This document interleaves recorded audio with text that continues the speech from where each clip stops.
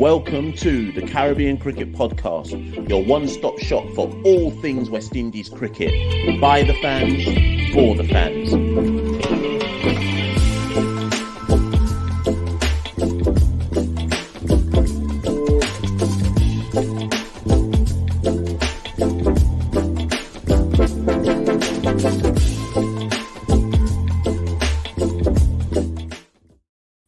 Yes, ladies and gentlemen, welcome back to another episode of the Caribbean Cricket Podcast. I'm not at home. That's how you know things are serious. I'm at work. Luckily, I've given away no signs of where I work and what might be going on. But one thing's for certain, I looked in my diary and I was like, wait a minute. The first ODI against Australia starts in what? Just under, at the time of recording, just under 10 hours from now. It means I'm going to have to get back in the cut. It means I'm going to have to get back into the no sleep routine. It means I'm going to have to get up at a down bad early stage to watch this game. Now, obviously, some people will be like, Mash, you don't actually have to get up and watch this game.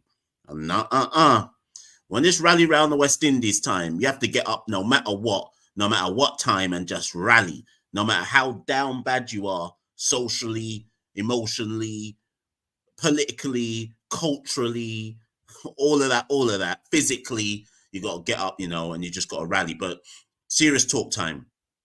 I looked at the content that we've been doing. I was like, we haven't even looked at the ODI team. We hadn't had a chance. Every other article, every other video that you see on the World Wide Web is still about Shamar Joseph. You can trust Caribbean Cricket Podcast to move on from the hype and make sure that everyone's aware of all what they need to know ahead of this ODI series. I'm not going to go too tough into it. I'm just going to look at what should be the likely starting 11 for the first game of the series. Now, for those who don't know, the squad, let me just read the squad, because some people won't even remember who was selected for this ODI squad. So the following players were selected for the West Indies ODI squad. First game is at the MCG, by the way. Shea Hope, Alzari Joseph. So Shea obviously captain, Alzari vice captain. Alec Athanaze, Teddy Bishop, Casey Carty, Roston Chase, Matthew Ford, Justin Graves, Kavem Hodge, Tevin Imlap, Gudakesh Moti, Kieran Otley, Romario Shepherd, O'Shane Thomas, and Hayden Walsh Jr. We can get into the whys and where nots of where various different players are. We know where they are. They're playing T20 cricket. There's no point in getting into, but what about, sorry, people, my hair is all over the place. There's no point in getting into the what about Shamar Joseph and so on and so forth. They wouldn't have known what Shamar Joseph was going to do in the test series. Obviously, from the series versus England, Brandon King is in one of them down bad T20 leagues. I think it's the Bangladesh one. Hetmeyer is in that down bad no fans T20 league. I think Rutherford is in that down bad Dubai league.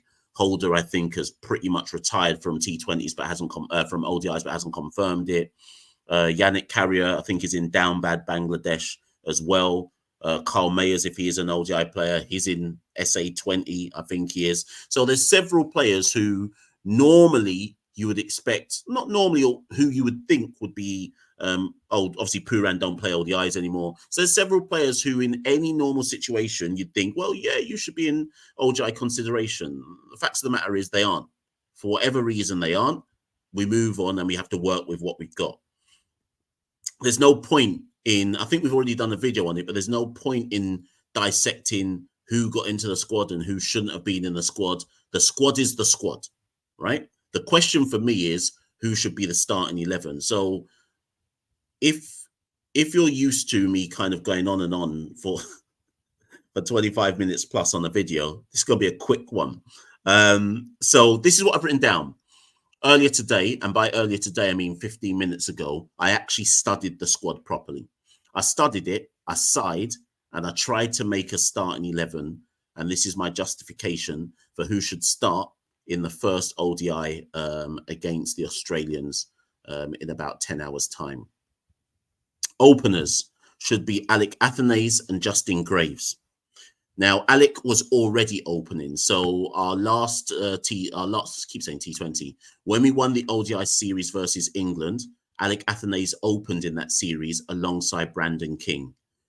The reason why it will be Alec and Justin Graves to open is twofold. One, they'll want to have a left hand. They'll want to have a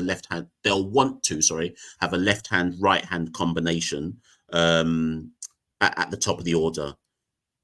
Justin Graves was supposed to be in that ODI series versus England, but obviously got an injury post Super 50. Justin Graves was the top scorer in Super 50 alongside Darren Bravo. Obviously, Bravo wasn't selected. Graves was supposed to be selected, and Desmond Haynes made it clear that he wanted to select Graves, but due to injuries, he couldn't.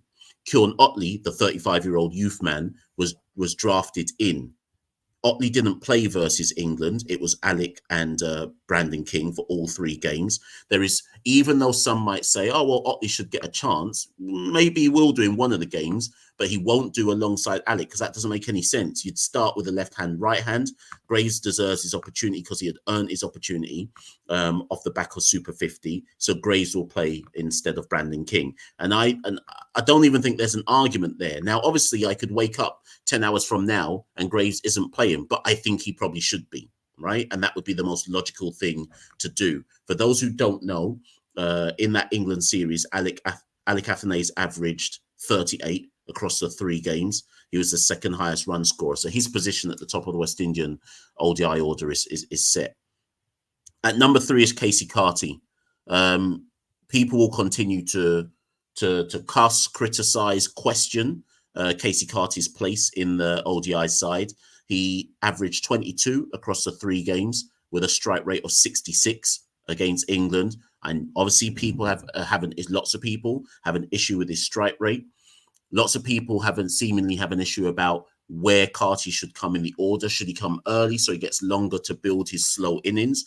Or should he come later because he potentially might take the momentum out of a side if they've had a good start and then he comes in and then can't play an explosive innings?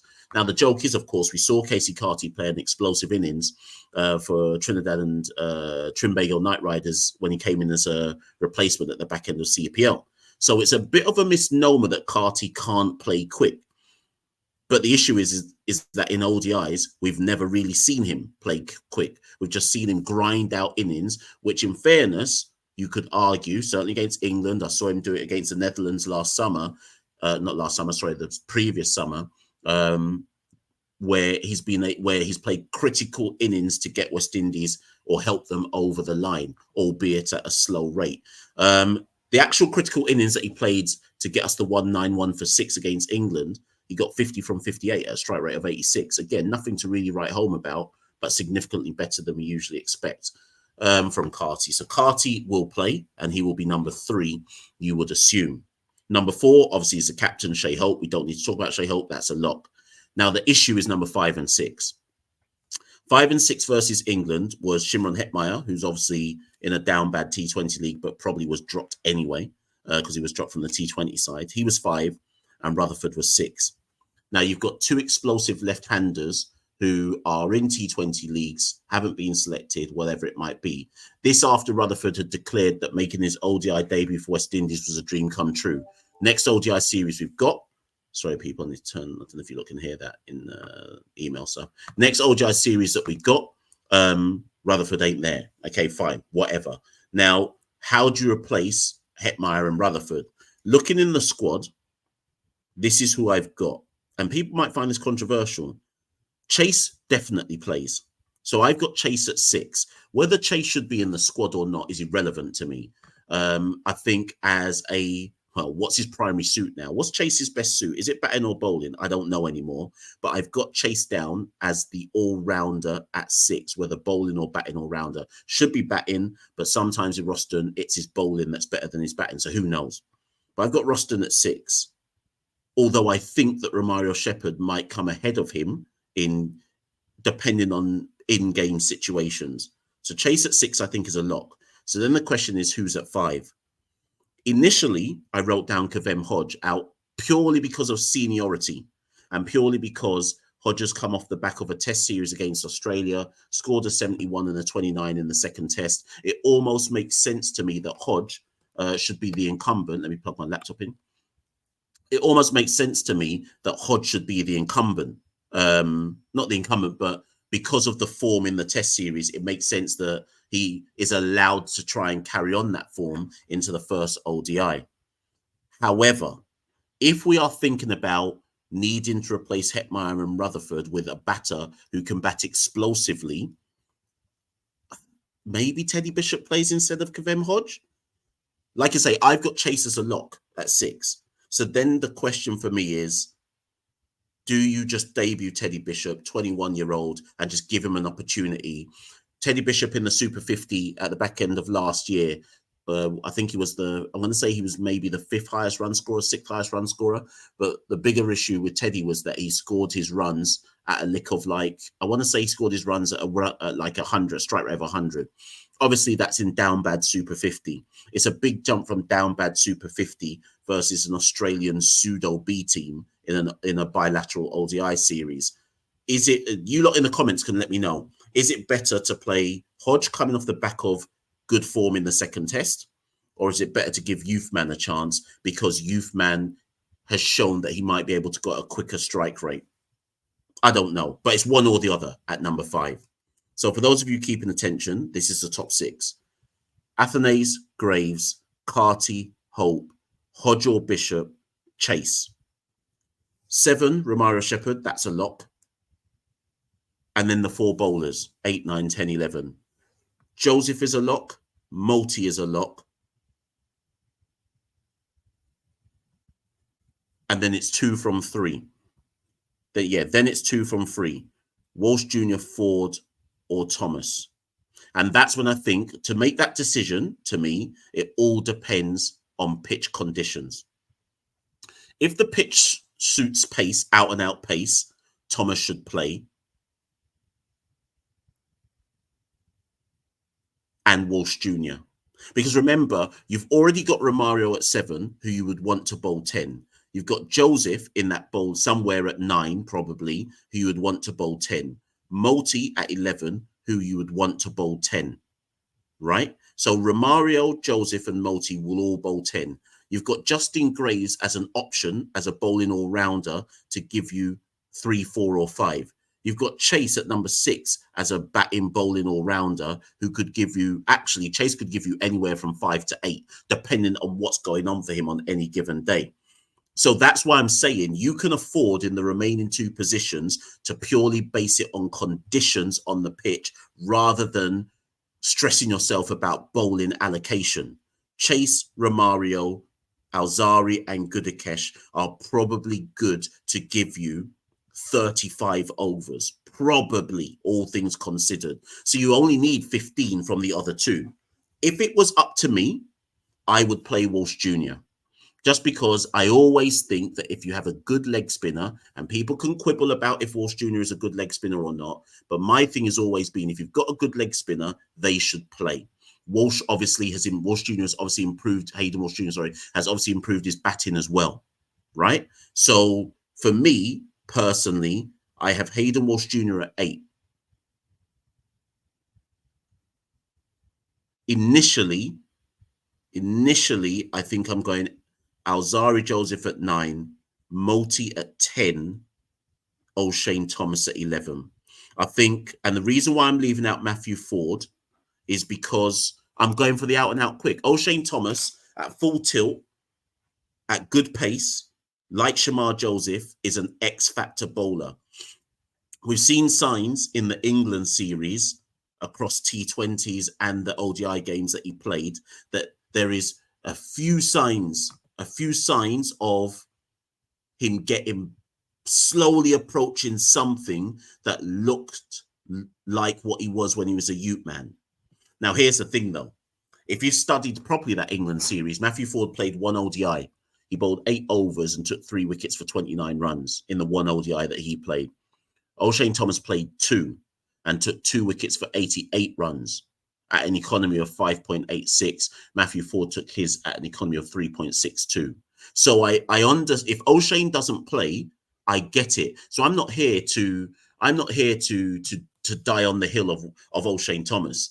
If they're looking at simple statistical performance in the ODI series versus England, then Ford should probably get the nod over O'Shane Thomas so they can have another look at Matthew Ford. But then you lot may remember that when we got to the T20 series, O'Shane Thomas outbowled Matthew Ford. Let me just find it, because some people say, Mash, you're talking nonsense. Let me just find it to back up my point. Right, in the T20 series, Matthew Ford, 1 game, no wickets for 54 runs, 3 overs, none for 54. O'Shane Thomas, 1 game, 4 overs, none for 36. Now, some will say, Mash, that's much of a muchness, but O'Shane outbowled Matthew in T20s. Matthew outbowled O'Shane in ODIs. But who do you think on the balance of probability, who would you say over a longer period of time would be more effective for the West Indies right now across 3 ODIs? My gut tells me it's actually O'Shane Thomas. My head tells me you better go with Matthew Ford first. I don't know. So let me just tell you what I've got as my first 11 for the first ODI versus Australia. Ali Cathanes, Justin Graves, Casey Carty, Shea Hope. Now I'm going to pick people. Rather than say one or the other, I'm going to pick. So I'll start again. Ali Cathanes, Justin Graves, Casey Carty, Shea Hope,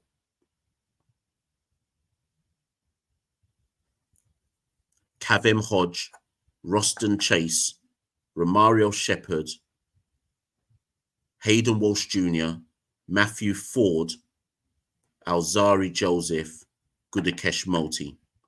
So that gives you 3 spinners. Well, 4 if you count Hodge, but I'm not. Chase, Walsh Jr., Motie. And it gives you 3.5 seamers. Ford, Shepherd, Joseph, Graves. I think that's more than enough there. I think that's more than enough. Some of you might say that's too much bits and pieces, but Romario Shepherd, Matthew Ford, and Alzari Joseph are frontline bowlers. So the only question people have to ask themselves is that not enough pace? And is it too much to ask Justin Graves to maybe give us 4 overs or 5 overs on top if we need some extra, I don't want to call it pace, swing bowling or whatever it might be? And then the next question you have to ask yourself is, does that team have too much spin? Do we really need left arm slow orthodox Gudakesh Motie, right arm off spin Roston Chase, and then leg spin Hayden Walsh Jr.?